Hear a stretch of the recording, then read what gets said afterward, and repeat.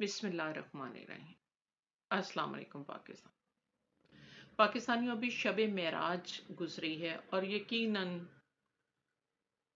سب نے مسجدوں میں اور گھروں میں اپنی اپنی توفیقات کے مطابق عبادت کی ہو، لیکن کسی کو پتہ ہے شب معراج ہے کیا؟ رسول کی سیرت کی معراج کہ اللہ تعالیٰ سورہ بنی اسرائیل ایک رات اپنے حبیب کو مسجد نبوی سے مسجد اقصی اور پھر مسجد اقصی سے آسمان کی بلندیوں پر جنت و دوزخ کے وزٹ تک لے گیا کہ اللہ تعالیٰ نے رسول صلی اللہ علیہ وسلم کو ساتوں آسمانوں کی مخلوقات اور عجائبات سے ملوایا۔ لیکن یہ تو ہے رسول صلی اللہ علیہ وآلہ وسلم کی آسمانی معراج، آپ تو رسول کی زمینی معراج کو نہیں جانتے کہ رسول صلی اللہ علیہ وسلم کی زمینی معراج یہ تھی کہ یہود و نصارہ جب شہر سے باہر جاتے تھے، جو رسول کے کہنے پہ توحید کا کلمہ پڑھنے کو تیار نہیں تھے، جو ختم نبوت کا کلمہ پڑھنے کو تیار نہیں تھے، جو رسول کی رسالت کا کلمہ پڑھنے کو تیار نہیں تھے، لیکن جب شہر سے باہر جاتے تھے تو اپنی بیٹیاں اور اپنا مال رسول صلی اللہ علیہ وآلہ وسلم کے پاس امانت کے طور پر رکھتے جاتے تھے۔ کیوں؟ کہ ان کا یقین تھا کہ محمد صلی اللہ علیہ وآلہ وسلم سے بڑھ کے کوئی امانت دار نہیں، اسی لیے انہوں نے رسول صلی اللہ علیہ وآلہ وسلم کو صادق و امین کا لقب دیا کہ نہ تو ان سے زیادہ کوئی سچا ہے اور نہ ہی امین ہے۔ تو پھر آج امت محمد اپنے آپ کو خود کو دیکھے کہ وہ پستیوں کی کس معراج پہ ہے، اس میں سے بھی پاکستانی صفے اول پہ ہیں۔ پاکستانیوں، کیا کسی نبی کی تبلیغ معیشت پہ تھی، ٹیکنالوجی پہ تھی، تجارت پہ تھی؟ نہیں، کردار کی تعمیر پہ تھی، اخلاقیات کی تعلیم و تربیت پہ تھی۔ تو پاکستانیوں، آج ڈاکٹر بھی بن کے کوئی قاتل ہے اور زانی ہے، آج انجینئر تو ہے پر قاتل بھی ہے، زانی بھی ہے اس میں، تو پھر پڑھ لکھ کے یہ جرم کیوں ہو رہے ہیں؟ آج پڑھے لکھے لوگ بڑے ہائی لیول پہ چوری کر رہے ہیں، پڑھے لکھے طریقوں سے چوری کر رہے ہیں، جس سے معاشرے میں ظلم بڑھتا جا رہا ہے۔ لیکن وہ معاشرے تو رسول صلی اللہ علیہ وسلم کی رسالت سے اور تبلیغ سے خالی ہیں۔ بات تو مسلمانوں کی کر رہی ہے کہ جو یہود و نصارہ کلمہ نہیں پڑھتے تھے محمد رسول اللہ کا، لا الہ الا اللہ محمد رسول کا کلمہ نہیں پڑھتے تھے، پر اپنی امانتیں جو ہیں اور اپنی بیٹیوں کی عزتیں محفوظ کرنے کے لیے امانت رسول صلی اللہ علیہ وسلم کے پاس رکھوا کے جاتے تھے۔ آج جبکہ اس نبی کو ماننے والے، اس نبی کا کلمہ پڑھنے والے، سردار انبیاء کی امت کا اعزاز رکھنے والے مسلمان ممالک، جن میں پاکستان سر فہرست ہے، آج پاکستانی مسلمان جو نبی کا کلمہ بھی پڑھتے ہیں، شب معراج کی عبادت بھی کرتے ہیں، لیکن پاکستان میں قوم کی بیٹیوں کی عزتیں محفوظ نہیں، کہیں تو پارکوں میں ان کی عزت کو لوٹا جا رہا ہے، کہیں ان کی گھروں کی دیواریں پھلانگ کر آئین کے رکھوالے لوٹ رہے ہیں، کہیں بچوں پہ جسمانی تشدد کیا جا رہا ہے، پھر ان کا بے جرم قتل کیا جا رہا ہے۔ یہ غیر اخلاقی گراوٹ کیسی؟ اب پتہ چلا رسول صلی اللہ علیہ وآلہ وسلم نفسوں کی اصلاح کرنے آئے تھے۔ مسلمانوں، تم بھول رہے ہو، ٹیکنالوجی تو عاد و سمود میں بھی بڑی تھی، فزکس و کیمسٹری کا علم قارون کے پاس بہت زیادہ تھا، جسے وہ بیچ بیچ کے اپنے خزانے بناتا تھا۔ جو ویسے بھی علم جس کی قیمت لگائی جائے، جو بیچا جائے، وہ اپنی خاصیت ویسے ہی کھو بیٹھتا ہے۔ تو آج جو پاکستانی قوم کو یہود و نصارہ کو فالو کرنے پہ لگا دیا گیا ہے، اخلاقیات سے گرا دیا گیا ہے، معاشرے میں جرم بڑھتا جا رہا ہے، پاکستانی قوم میں قتل، زنا، چوری، جگہ جگہ کراچی میں پاکستانی قوم کو لوٹا جا رہا ہے، وہ کس مذہب کے ماننے والے ہیں؟ وہ کس نبی کے ماننے والے ہیں؟ پاکستانیوں، کیونکہ تم لوگوں کو قرآن اس طرح دیا ہی نہیں گیا، قرآن اس نیت سے پاکستانی پڑھتے ہی نہیں ہیں۔ قرآن کیا ہے؟ قرآن مسلمان کے لیے رستہ ہے۔ کیا تم نے کبھی اس سے رستہ لینے کے لیے اسے کھولا؟ قرآن نصیحت ہے، کیا تم نے اسے اپنے لیے نصیحت لینے کے لیے کھولا کہ تم رستے سے قرآن تو نہیں کر گئے؟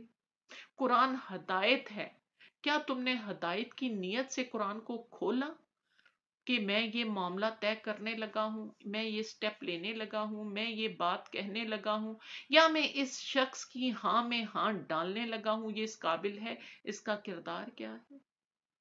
کیا آپ نے سیاسی لیڈر بناتے وقت ان کے کرداروں کو قرآن کے آئینے میں دیکھا؟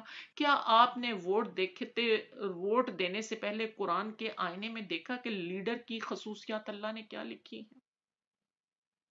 کیا آپ نے اس نیت سے قرآن کو کھولا کہ ہمارے لیے اللہ نے حدود اللہ کیا لکھی ہیں، اگر ان حدود اللہ کو قائم نہیں کریں گے تو ہمیں سزا ملے گی؟ تو آپ نے کبھی سزا کے خوف سے قرآن کو کھولا؟ نہیں۔ مسلمانوں کو دھوکہ دیا گیا مذہبی سامریوں نے کہ یہاں تو قرآن کو مرنے والوں کے لیے جو خود اپنی زندگی میں نہیں پڑھ کے گئے، انہیں کوئی دوسرا کیوں بخشوائے گا؟ جب انہوں نے قرآن کی حدود اللہ پہ خود عمل نہیں کیا، انہیں کوئی دوسرا کیوں بخشوائے گا؟ تو اور دوسرا، قرآن کو ایک دکان بنا دیا گیا کہ یہ آیت پڑھو گے تو یہ فائدہ ہوگا، وہ آیت پڑھو گے، قطعی نہیں ہوگا۔ قرآن خزانہ ہے، قرآن شفا ہے، قرآن رحمت ہے، قرآن نعمت ہے، لیکن کن کے لیے؟ ان کے لیے جنہوں نے حدود اللہ کو قائم کی، جنہوں نے تقوی اور پرہیزگاری کو اپنا شعار بنایا۔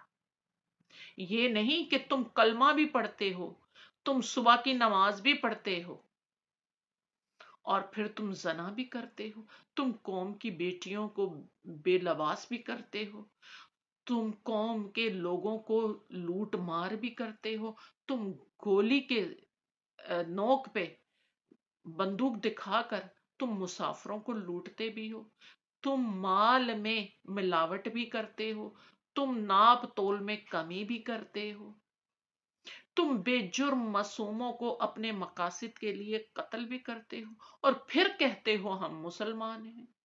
پھر تم کس منہ سے اللہ کی بارگاہ میں فجر سے ظہر کو جاتے ہو، ظہر سے اور عصر کے درمیان گناہ کرتے ہو، پھر عصر کی نماز پڑھتے ہو؟ کس منہ سے جاتے ہو؟ تم جاؤ نہ جاؤ، تمہاری نماز قبول نہیں ہوگی۔ سورہ مومن میں تم جیسے نمازیوں کی نماز کو اللہ نے تمہارے منہ پہ دے مارا۔ کاش ہم مسلمان قرآن کو اپنے لیے ہدایت اس سے لیتے، حدود اللہ کو قائم کرتے، تو اللہ زمین و آسمان کے خزانے ہم پہ کھول دیتا۔ کیا مقصد تھا شب معراج کا؟ رسول کو کیوں اللہ تعالیٰ نے آسمانوں کی سیر کروائی؟ یہ دکھانے کے لیے، کیونکہ قرآن میں کہا کہ رسول تمہارے لیے بہترین نمونہ ہے، کیونکہ قرآن لکھا ہی گیا۔ پہلی جو سیرت نبی لکھی گئی ہے وہ قرآن ہے، پہلی سیرت نبی اللہ نے خود لکھی ہے۔ یہی وجہ ہے کہ یہود و نصارہ رسول پہ شبہ کرتے تھے کہ یہ جو اپنی زندگی کا عمل کرتا ہے، جو اس کا اپنا کردار ہے، یہ جس کو حرام سمجھتا ہے، جس کو حلال کرتا ہے، اس نے وہی کتاب لکھ لی ہے۔ اسی لیے وہ رسول پہ یہ الزام لگاتے تھے کہ یہ جو قرآن ہے اس نے خود لکھا ہے، کیونکہ اس میں جو حلال ہے وہ خود یہ حلال ہی کرتا تھا، ہم اسے 40 سال سے دیکھ رہے ہیں، اور اس میں جتنی چیزوں کو حرام کیا گیا ہے اسے محمد صلی اللہ علیہ وسلم نے 40 سال خود حرام ہی کیا اپنی نبوت کے اعلان سے پہلے۔ تو پہلی سیرت النبی اللہ تعالیٰ نے خود میرے نبی کی لکھی، اپنے حبیب کی خود لکھی۔ تو آج کا مسلمان رسول کے کردار سے انکار کرتا ہوا عملاً نظر آتا ہے اور کلمہ پڑھتا ہے۔ کیا کوئی زانی علی لانیہ ملک کے پاکستان کے پارکوں میں قوم کی بیٹیوں کی عزت پامال کرے گا، قوم کی بیٹی کی عزت پامال کر ان کے گلے کاٹے گا، تو رسول اسے اپنی امت میں شمار کریں گے؟ بڑی غلط فہمی میں ہو۔ تم بچوں کے ساتھ جسمانی زیادتی معصوموں کے ساتھ کر کے ان کے گلے کاٹو گے، تم امت محمد میں شامل ہوگے؟ تم بڑی غلط فہمی میں ہو۔ اور جرنلوں اور ججوں، تم قوم کے ساتھ غداری کرو گے، قوم کا حق مارو گے، قوم کے افراد کو بے جرم قتل کرو گے، قوم کی عورتوں کی، ماؤں بہنوں بیٹیوں کی تم ویڈیو بناؤ گے، اور تم امت محمد کا حصہ کہلاؤ گے، تمہیں امت محمد میں شامل کیا جائے گا؟ بڑی ہی غلط فہمی میں ہو۔ بدخوابی ہے تم لوگوں کی، اور بدکار سیاست دانوں، تم عوام کا خون چوسو گے، تم عوام اور ملک کا سودا ملک کے دشمنوں سے کرو گے، اور پھر تم سوچو گے تم امت محمد میں شامل کیے جاؤ گے، تم رسول صلی اللہ علیہ وسلم سے بخشش لے لو گے؟ نہیں، تم سولی پہ لٹکائے جاؤ گے، تم جہنم کے بدترین طبقوں میں لٹکائے جاؤ گے۔ تو شب معراج رسول صلی اللہ علیہ وآلہ وسلم کی سیرت کی معراج ہے۔ کیا وجہ ہے کہ یہود و نصارہ آج تک معراج کی فضیلت کو دبانے کے لیے کہیں تو ستاروں پہ کمند ڈالنے کے دعوے دار ہیں، اور کہیں چاند پہ پاؤں رکھنے کے دعوے دار ہیں، کہیں مریخ کی تخلیق کرتے ہوئے نظر آ رہے ہیں؟ صرف فضیلت شب معراج کو، رسول کی اس فضیلت کے مقابلے میں کہ رسول نے کوئی بڑا کام نہیں کیا، ہم نے بھی چاند پہ قدم رکھ لیا، یہ تو امت محمد کا ہے کہ انہیں جواب دینا ہے۔ لیکن امت محمد جس میں پاکستانی سر فہرست آتے ہیں، کھانے میں، پینے میں، پہننے میں یہود و نصارہ کی پیروی کرتے ہیں، کلمہ صرف رسول صلی اللہ علیہ وسلم کا پڑھتے ہیں، جنہوں نے اپنی بہنوں بیٹیوں کو بے لباس کر رکھا ہے، جن کی بہن بیٹیاں ویڈیو پہ ناچتی گاتی نظر آتی ہیں، پھر وہ کہتے ہیں کہ شب معراج کی ہم نے عبادت کی، ہم نے روزے رکھے، ہم نے رمضان کی۔ کیسی عبادت؟ کہاں کی عبادت؟ جو کافروں کو اپنا حکمران مانتے ہیں، ظالموں کو اپنا حکمران مانتے ہیں، یہ شہباز شریف، نواز شریف جو ہر قدم پہ جھوٹ بولتے ہیں، جن کے گھر یزید اور قارون جیسے ہیں جہاں شیر لگے ہوئے ہیں، اور پھر کلمہ تم غریب محمد کا پڑھتے ہو جن کی سادگی کی مثال دونوں جہاں میں نہیں ہے۔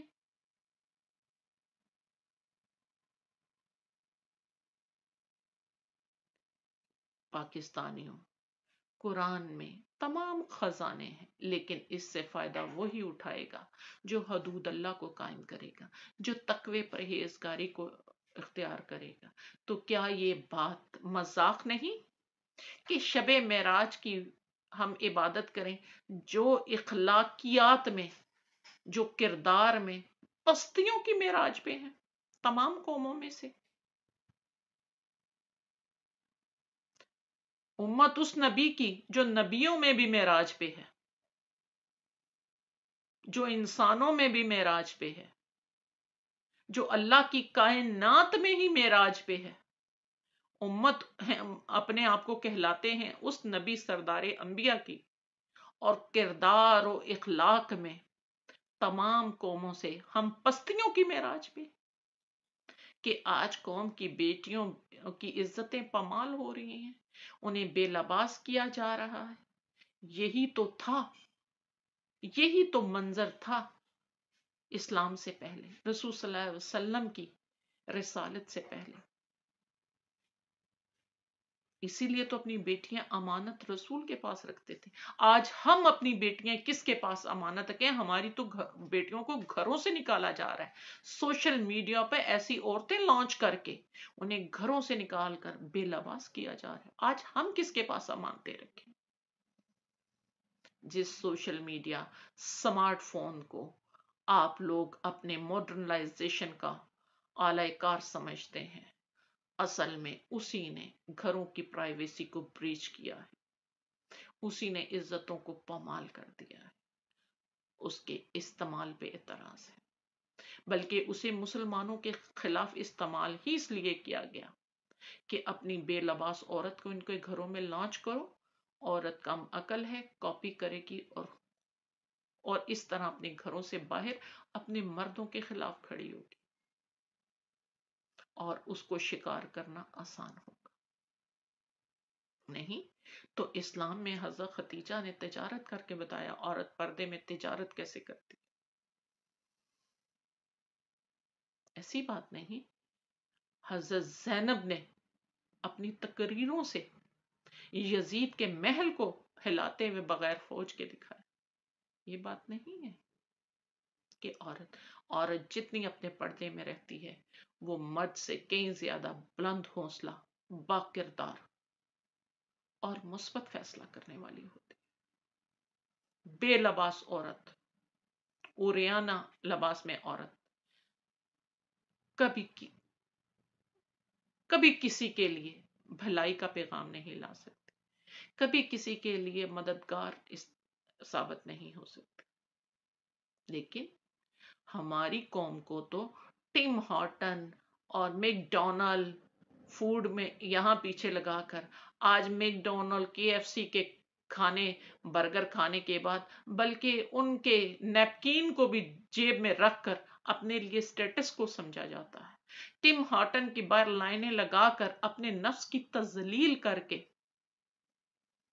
اپنے آپ کو یہود و نصارہ کا فالوور، غلام ثابت کرنے کی جو ہے پوری کوشش کی جاتی ہے۔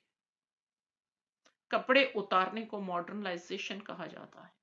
اپنی زبان کی تذلیلی کرتے ہوئے انگریزی کو، اس غلاموں کی نشانی کو اختیار کرنے کو اپنے لیے فیشن سمجھا جاتا ہے۔ تو کیسی شب معراج؟ ہاں، یہ رسول کی شب معراج کی ہے۔ اس کی عبادت کرنی ہے تو اپنے آپ میں تقوی پرہیزگاری اختیار کریں، رسول کو عملاً اختیار کریں، حدود اللہ کو قائم کریں، قتل زنا سے اپنے آپ کی توبہ کریں، مال میں ملاوٹ کے، لوٹ مار کو جس سے اللہ نے منع کیا ہے اس سے خود کو روکیں۔ پستیوں کی معراج سے اخلاق و کردار کی معراج کو چھوئیں کہ آپ کی شب معراج کی عبادت اللہ تعالیٰ قبول کرے۔ پاکستان زندہ باد، پاکستان پائے۔